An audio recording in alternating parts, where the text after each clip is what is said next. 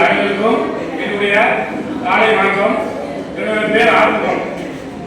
ஊர் வந்து பச்சைப்பூர், திருச்சி மாவட்டத்தில் இருக்குது. நான் வந்து புதுக்கோட்டை மாவட்டம் தேவேந்திரகுல வேளாண் அரசாங்கத்தின் சார்பாக இந்த பேச வந்திருக்கிறேன்.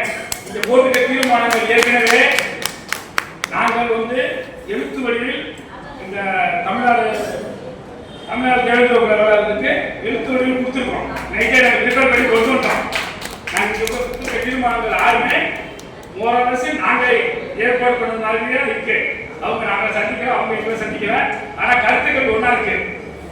அதுபோல இப்ப நமக்கு முதல் தீர்மானத்தில் சொல்லியிருக்காங்க அரசியல் மாற்றம். இந்த அரசியல் மாற்றத்தை கொண்டு வந்ததே முப்பாட்ட ராஜராஜ சோழன் குடவோட முறையை கொண்டு வந்தார். அவரோட அடிப்படையில் தான் அரசியல் மாற்றங்கள் நடந்துட்டு இருக்கு. அதனால அரசியல் அன்னைக்கு ஆண்டது நம்ம தான், இன்னைக்கு ஆள போறது நம்ம தாங்கிறத உறுதியாக மனசுல வச்சுக்கோங்க. முதல் கருத்து. இரண்டாவது, இந்த பட்ஜெட் வெளியேற்றத்துல நம்மளோட மக்களுக்கு சில பேருக்கு சலுகை போயிருக்கும் என்ற ஒரு சின்ன ஒரு மாற்று கருத்தை வச்சுக்கிட்டு செயல்பட்டு இருக்காங்க. அந்த பட்ஜெட் வெளியேறதுனால எந்தவித மாற்றமும் நமக்கு ஏற்படாதுங்கிறத புதிய சொல்றேன்.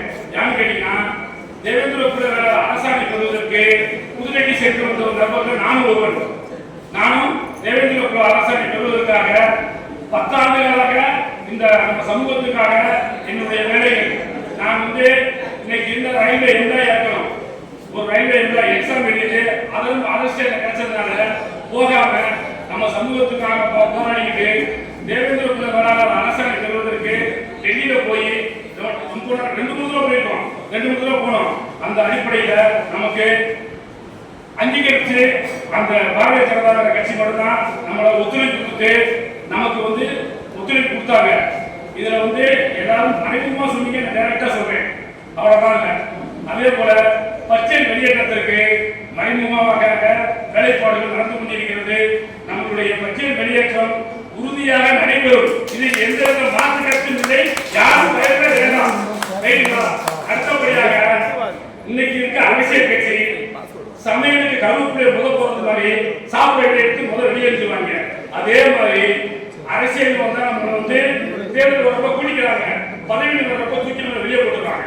அதனால இருக்கக்கூடிய அரசியல் கட்சிகள் பொதுவா சொல்ற திராவிட கட்சிகள் நம்மளை ஒரு கருவேப்பிலையாக மட்டுமே பயன்படுத்திக் கொண்டிருக்கிறார்கள்.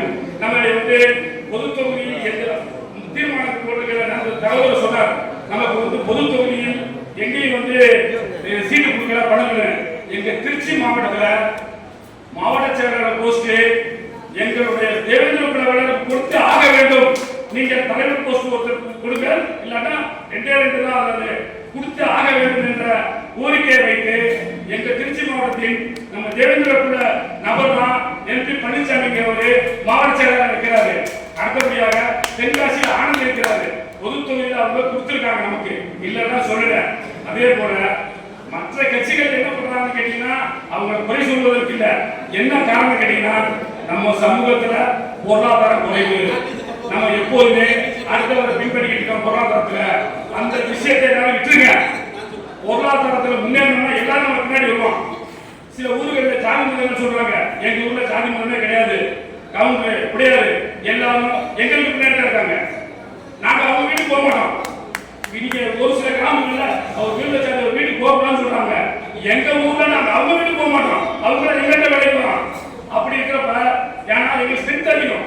பஞ்சப்பூர்ல வந்து தேவேந்திரகுல வேளாளர்கள் வந்து நாங்க 2000 குடும்பம் இருக்கோம். அதனால நாங்க யாருக்கும் வந்து கீழ்படல. இன்னொரு சின்ன விஷயங்கள்ல மாற்றுக்கருத்து எங்களுக்குள்ள இருக்குது. அதே மாதிரி ஒரு கிராமங்கள்ல குறைவாக்க மக்கள் வந்து அதிகமாக இருக்க மக்களுக்கு வந்து அடிமைப்பட்டு இருக்கிறாங்க. அதை எல்லாரும் மாற்றணும். யான்னு கேட்டீங்கன்னா, முதல்ல வந்து நம்ம தேவேந்திரகுல வேளாண் சமூகம் மாறணும்னா நம்ம 2 விஷயத்தை கையில் எடுத்துக்கணும். முதல்ல கல்வி.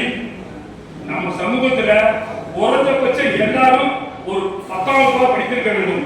இது வரக்கூடிய தலைமுறைகள், வந்த தலைமுறைகளை விட்டுருங்க. வரக்கூடிய தலைமுறைகள் படிக்காதவர்களை படிக்க சொல்லுங்க. அடுத்தபடியாக ஒரு டிகிரி வாங்கியவங்க ரூல்ஸை கொண்டுவாங்க.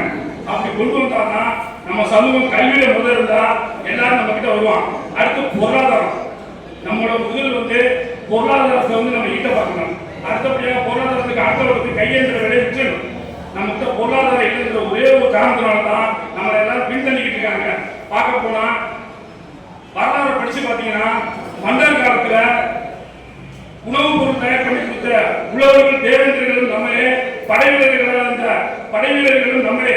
ஆனா சில சூழ்ச்சிகளால நம்ம பின்தள்ளப்பட்டிருக்கோம். அதை நம்ம முன்குடிந்து எடுத்து நம்ம என்ன செய்யணும் கேட்டீங்கன்னா அதை திரும்ப மீட்டெடுக்கணும். நம்மளுடைய வரலாறு மறைக்கப்பட்டிருக்கிறது. சில சூழ்ச்சிகளால வெளியில போயிட்டோம். திரும்பவும் நம்ம அரசியல்ல முன்னாடி வருவோம். இந்த தமிழ்நாடு தேவேந்திர குல வேளாளர் ஒருங்கிணைப்பு குழுல நாங்க எங்க திருச்சி மாவட்ட சார்பாகவோ புதுக்கோட்டை மாவட்ட தேவேந்திர குல வேளாளர் சங்க சார்பாக பிப்ரவரி 7ஆம் தேதி இதே மாதிரி நாங்கள் கருத்து கூட்டம் வச்சிருக்கோம். திருமணம் வேலை நடந்துட்டு இருக்கு. அதுல இங்க இருக்க உறவுகள்லாம் கலந்துக்கணும். இந்த அரசியல் அமைப்பு நம்மளுடைய சமூக முன்னேற்றத்திற்கு அரசியலால் மட்டும்தான் நம்மளால் மாற்றத்தை ஏற்படுத்த முடியும் என்பதை தெரிவித்துக் கொண்டு பேச வாய்ப்பு அனைவருக்கும் நன்றி கூறி விடைபெறுகிறேன்.